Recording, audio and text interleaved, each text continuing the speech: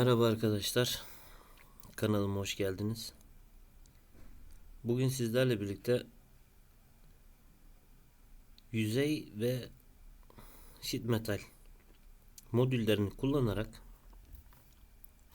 iki farklı geometrik şeklin birleşiminden oluşan açınımın nasıl alındığını sizlere anlatmaya çalışacağım. Umarım faydalı olur. Şimdi öncelikle biz bunu iki şekilde de yapabiliriz. Yani skeçte çizebiliriz. Hiç skece girmeden, skeç dediğimiz burası.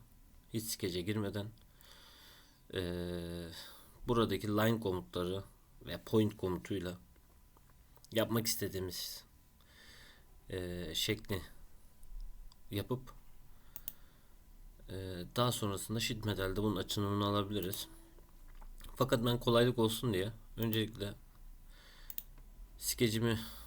sketch komutumu seçiyorum ve skecimi buraya açıyorum. Daha sonrasında görmüş olduğunuz gibi buradan merkezden dikdörtgen komutunu alıp merkezimi seçiyorum ve atıyorum. Burada görmüş olduğunuz gibi horizontal ve vertical olarak çizgilerin enlemesine ve diklemesine y ve x'te paralel olduğunu gösteriyor. Bunlara ölçülerini veriyorum. Örneğin burası 200 mm olsun. Daha sonra burası da diyelim ki 300 mm olsun.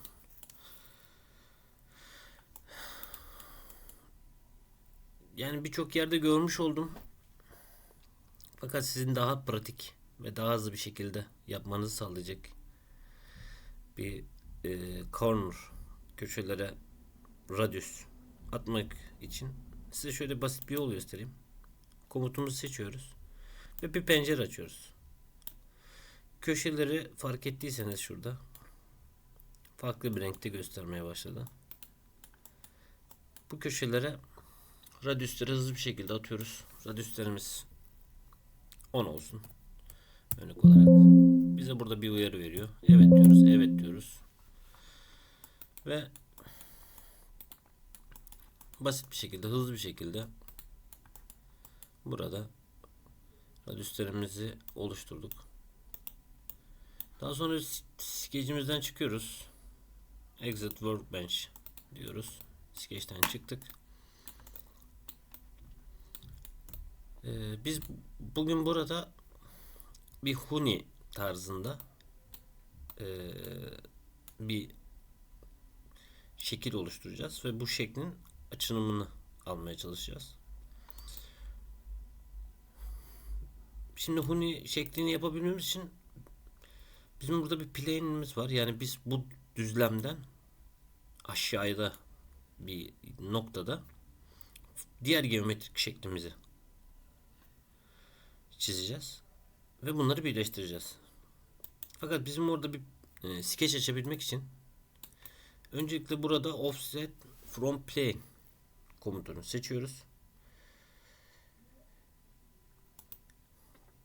Ve görmüş olduğunuz gibi X ve Y düzlemine tıklıyoruz. Diyoruz ki burasını referans al ve bu düzlemden bize offset oluştur. Şimdi burada bakıyoruz. Offsetimiz 20 mm yukarıya gidiyor. Biz bunu çevirebiliriz. Reverse direct diyoruz. Reverse direct dediğimizde yönünü aşağıya doğru verdi. Bizim istediğimiz yön burası. Burada şöyle çekip istediğimiz olduğumuz mesafeye kadar plane'i sürükleyebiliriz. Ya da isterseniz şuradan direkt olarak mesafemizi girerek çalışma plane'imizi oluşturabilirsiniz. Diyelim ki biz buraya 200 mm diyelim. 200 mm aşağıya indik. 200 mm aşağı indik ve OK'ye bastık. Şu anda burada bir plane'imiz oluştu. Burada geometrik setin içerisinde de bunu görebilirsiniz. Kendisini buraya otur. Burada görüyorsunuz. Plane 1 diyor. Bunu Sketch'te çizmiştik. O yüzden Sketch 1 diyor buna. Burası bizim ürün ağacımız olacak. Şimdi buraya da bir çalışma için Sketch açabiliriz. Ya da biz bu plane'i kullanarak burada direkt yüzey modülünde buraya bir çember, bir circle da atabiliriz. Bu tamamen sizin kullanım profilinize kalmış bir şey. Biz buraya tekrardan bir sketch açalım ve buraya biz ihtiyacımıza uygun örnek olarak 100 mm çapında bir daire çizelim ve sketchimizden çıkalım. Sketchimize çıktığımız zaman videonun başında da söylemiş olduğum gibi iki farklı geometrik şekil var. Birisi dikdörtgen, birisi daire. Biz bu iki geometrik şeklin arasında bir geçiş yapmamız gerekiyor. Bu geçişi yapmak için öncelikli olarak bizim bir noktaya ihtiyacımız var. Noktayı koordinat düzleminde, yani x de şu yönde, y de şu yönde, z derinlikte, z de şu yönde yapabiliriz. Fakat burada yazıyor referans noktamı. Referans noktamızı gelip referans noktamızın burası olduğunu, bizim buradaki kumpasımıza bakıyoruz. Y'nin bu taraf olduğunu gösteriyor. Yani y. Y de bizim çapımız 100'dü. 50 mm yarı çapı var. 50 mm ileriye biz bir nokta attığımızda bu nokta aşağıda çizmiş olduğumuz çemberin saat 12 yönünde tam merkezinde olacağını söylüyor. Biz okey diyoruz buraya. Şimdi bizim 4 köşemiz var burada. O zaman çemberde de 4 tane nokta ihtiyacımız var. Fakat bunu yapmadan önce şöyle göstereyim. Biz bir nokta atmıştık. Şimdi bu noktayı çoğaltmamız gerekiyor. Biz bunu circular pattern, yani dairesel çoğaltma komutunu seçiyoruz. Komut şu an seçili. Herhangi bir şey çıkmadı. Bu sizi şaşırtmasın. Sizden ilk öncelikli olarak döndürerek çoğaltmak istediğiniz nesneyi seçmenizi isteyecek. İsterseniz buradaki noktayı seçebilirsiniz. İsterseniz ürün ağacından buradan gelip bu noktayı da buradan da aynı noktayı seçebilirsiniz. Bu size kalmış. Seçtik ve karşımıza döndürerek çoğaltma komutunun penceresi açıldı. Zaten döndürerek çoğaltılacak olan objenin point 1 olduğunu biz seçmiştik. Onu söylüyor bize. Burada referans elementi, yani biz program diyor ki ben hangi elementi referans almam gerekiyor bunu döndürerek çoğaltırken. Biz buraya bir kere tıklıyoruz.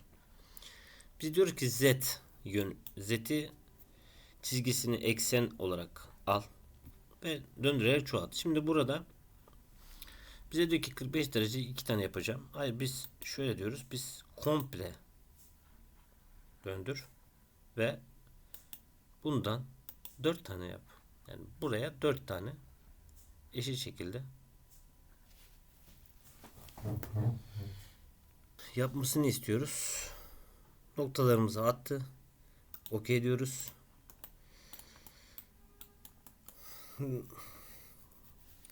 Ve çeyrek kadranlarda eşit bir şekilde 4 tane noktamızı oluşturduk. Daha sonra bu hunimizin şeklini belirten çizgilerimizi çekmemiz lazım. Şimdi burada böyle baktığımız zaman alt kısımdaki şu noktayla şu noktayı birleştiriyoruz. OK diyoruz. Tekrardan seçiyoruz. Buranın noktasıyla şuranın noktasını birleştiriyoruz. OK diyoruz. Şimdi eşit bir şekilde diğer noktaları da diğer kıvrım noktalarının bitmiş olduğu yerlerle birleştirerek devam ediyoruz. Şurayla şurası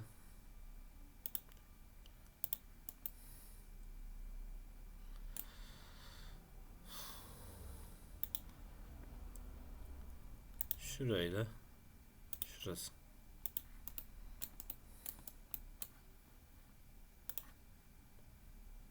Şurayla şurası. Şurayla da şurayı birleştiriyoruz. Pardon. Böyle. Evet. Aslında şeklimiz ortaya çıktı fakat biz bunu yüzey olarak oluşturmamız gerekiyor. Burada oluşturacağımız yüzeylerdeki geçiş, yani iki geometrik şeklin arasındaki geçişleri biz bu atmış olduğumuz line'larla yapacağız. Bunun için multi-section surface komutunu seçiyoruz. Bize bir pencere açılıyor. Bu pencerenin iki tane veri giriş noktası var. Üstteki pencere geometrik şekilleri seçimi, alttaki pencere ise bu geçişi hangi yolları referans alarak yapacağını gösteren pencere. Şimdi yaparken daha iyi bunu anlayacaksınız. Öncelikle buraya tıklıyoruz ve biz geometrik şekillerimizi seçiyoruz.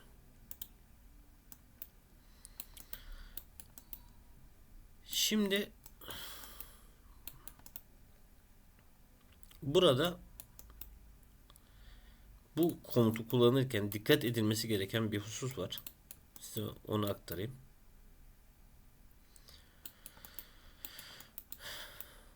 Burada closing point 1, closing point 2.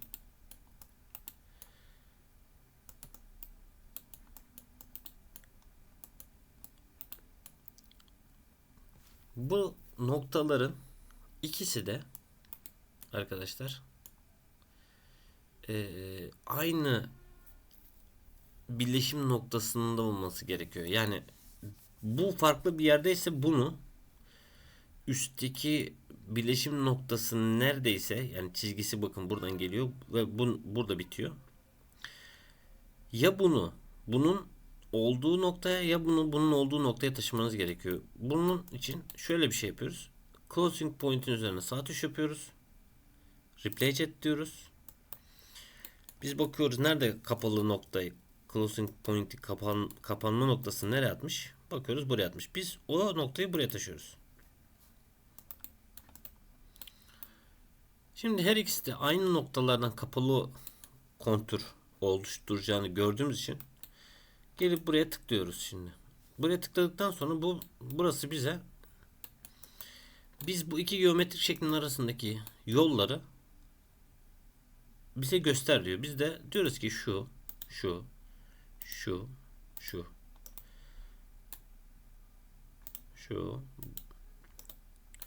ve şunların ikisi diyoruz. Daha sonra preview dediğimizde zaten bizim geometrik şeklimiz oluştu.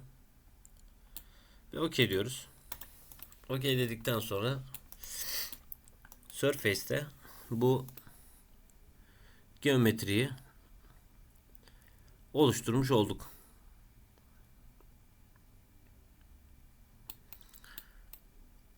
Fakat bu böyle hiçbir anlam ifade etmiyor. Yani imalat açısından ya da ürünün yapılabilmesi açısından biz şu anda bir diş kabuk yaptık. Şimdi biz bu kabuğu eee saca çevirmemiz gerekiyor. Saç metal olarak biz bunu oluşturmamız gerekiyor. Ne yapıyoruz? Biz isterseniz buradan file'den start kısmından gelip buradan Generative Sheet Metal Design'ı seçebilirsiniz. Aynı şekilde ona buradan da ulaşabilirsiniz. Biz buradan açalım. Şimdi Sheet Metal modülüne girişimizi yaptık. Şurada görmüş olduğunuz komutlar şu an pasif durumda. Bunun olmasının sebebi şu anda biz öncelikli olarak şurada görmüş olduğunuz sheet metal parametrelerini girmemiz gerekiyor. Sheet metal parametrelerini tıkladığımızda bizden en basit anlamıyla saçımızın kalınlığını ve bu kalınlığa hangi radyüsü uygulamamız gerektiğini bize soruyor. Biz saçımızın örneğin 1 milim kalınlığında radyüsümüzün de 1 olmasını istediğimizi söylüyoruz. OK diyoruz.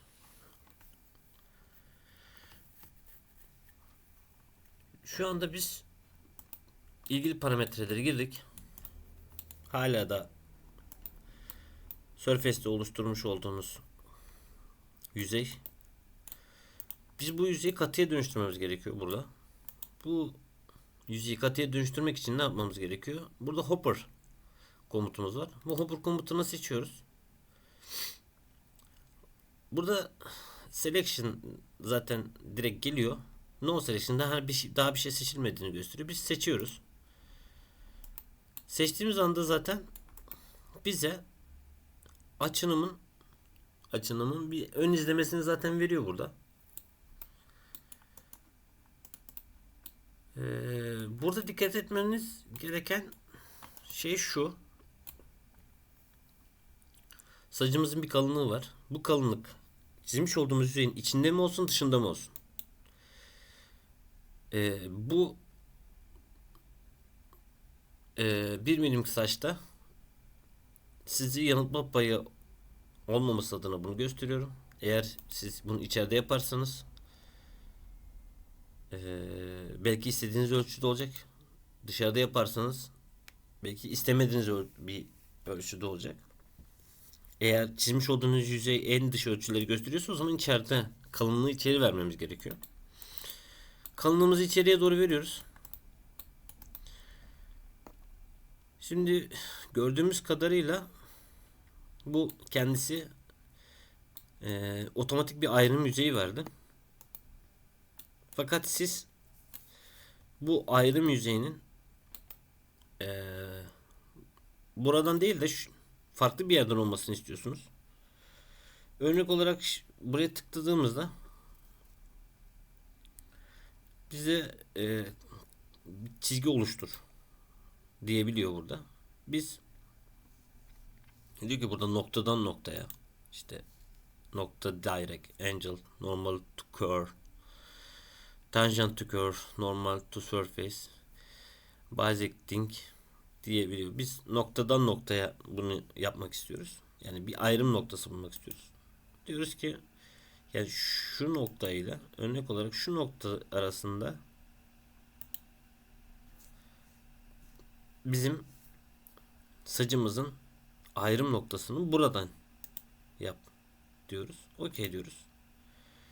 Bakın bizim istediğimiz şekilde orayı ayırdı. İstersek hiç bunu yapmadan önce şöyle de yapabiliriz.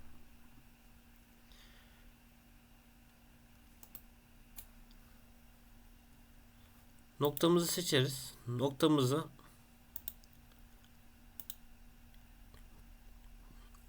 one curve olarak point tipi, nokta tipini one gör olarak seçtik. Geldik şuraya tıkladık.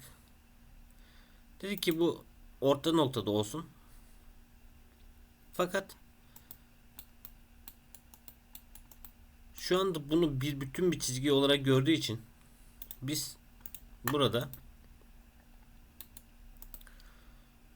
şöyle yapabiliriz. Şimdi tekrardan kör olarak nokta tipimizi seçiyoruz. Referans point'e tıklıyoruz. Burası. Ve seçiyoruz. Şimdi buranın biz 300 olduğunu biliyoruz. Zaten 300 yazı çıktı. Biz bunu 150 dersek 150 bu noktayı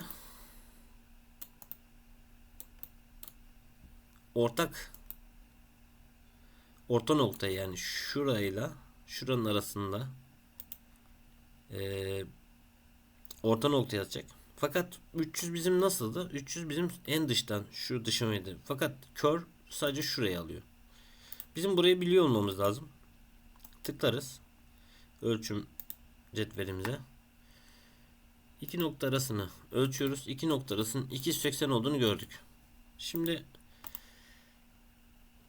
noktamız zaten burada ürün ağacında var. Biz buna tekrardan müdahale edebiliyoruz. Biz diyoruz ki 300 olmasın, 280'in yarısını al. Çok basit. 280 bölü 2 dediğimizde 140 olarak buradaki merkezimizi buluruz. Şimdi tekrardan biz hopper komutumuzu açıyoruz. Yüzeyimizi seçiyoruz. Buraya tıklıyoruz. Ve bir çizgi oluşturuyoruz. Bu çizgi bizim ayrım çizgimiz olacak. OK diyoruz. Preview diyoruz. Şu anda buradan ayırdı burayı. Ve tekrar OK diyoruz. Sacımızı oluşturmuş olduk. Şimdi bizim burada da bundan sonra geometrik sette, yani yüzeydeki yapmış olduğumuz çalışmaları, bunları arka plana gizleye atabiliriz. Gizledik. Gizlemiş olduğumuz şeyler şu an önümüzde görünmüyor. Tamamen bir katı modele oluşturmuş olduk. Açınım fold, unfold komutuna tıkladığımızda sacımızın açınımını, yani bu bir lazer kesim olabilir, kesim datasının nasıl olduğunu burada gösteriyoruz. Tekrardan bastığımızda bu açılım kapanıyor. Ayrım yüzeyi olarak burasını kendine ayrım yüzeyi olarak yaptı. Şöyle görüyorsunuz. Diğer taraflarda böyle bir çizgi yok. Şimdi bu şekilde açınım. Peki biz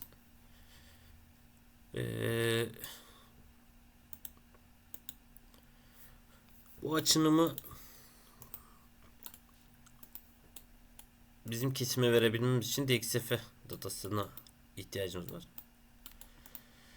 Onu da ilerleyen